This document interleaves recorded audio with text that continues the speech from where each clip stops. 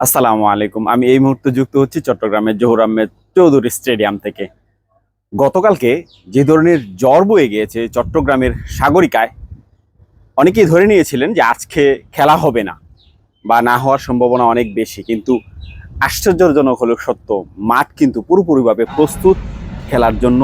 ইতিমধ্যে দুই দল প্রবেশ করেছে মাঠে। কিছুক্ষণ পরেই খেলা শুরু হবে, ঘন্টা দেড়েকের মধ্যে খেলা শুরু হবে। এই মুহূর্তে যে আলোচনাটা সবচেয়ে বেশি সেটা হচ্ছে গিয়ে সাকিব আল হাসান, মুস্তাফিজুর রহমান পরের ম্যাচ থেকে অ্যাভেলেবেল থাকছেন, বিশ্বকাপের স্কোয়াডে যারা নিশ্চিতভাবে থাকবেন।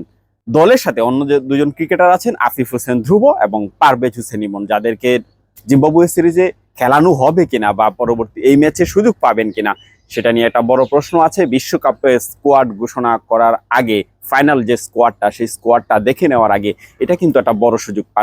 আইসিসি ইভেন্টে বাংলাদেশের ব্যাটিং লাইন আপের যে একটা ফ্লপ করার যে ব্যাপার, যা বড় স্কোরিং এর যে একটা ব্যাপার, সেটা কিন্তু খুব বেশি লক্ষ্য করা যায় না। সেটা পরখ করে নেওয়ার যে একটা সুযোগ ছিল জিম্বাবুয়ে সিরিজে, সেটা কিন্তু এখন পর্যন্ত লক্ষ্য করা যায়নি।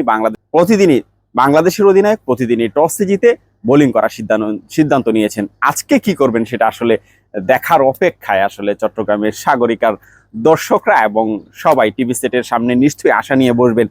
বাংলাদেশ আগে ব্যাটিং করুক, বাংলাদেশের যে ব্যাটিং লাইন আপ আছে সেই লাইন আপটা পরখ করে দেখা হোক, এটাই মূলত আসলে এক্সপেক্টেড এই মুহূর্তে।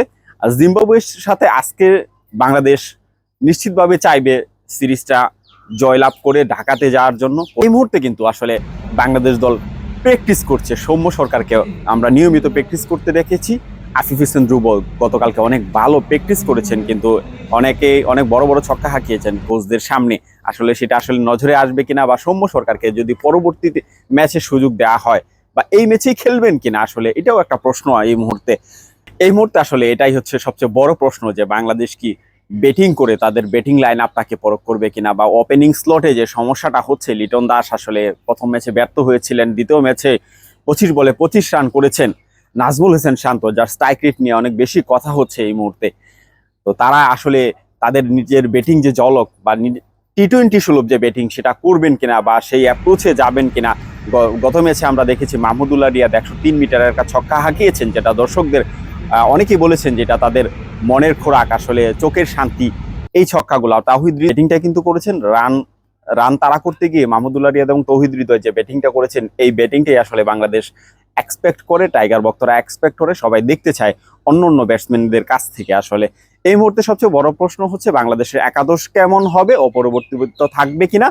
আর 2 নম্বর প্রশ্ন হচ্ছে গিয়ে একাদশে কোনো পরিবর্তন আসবে কিনা।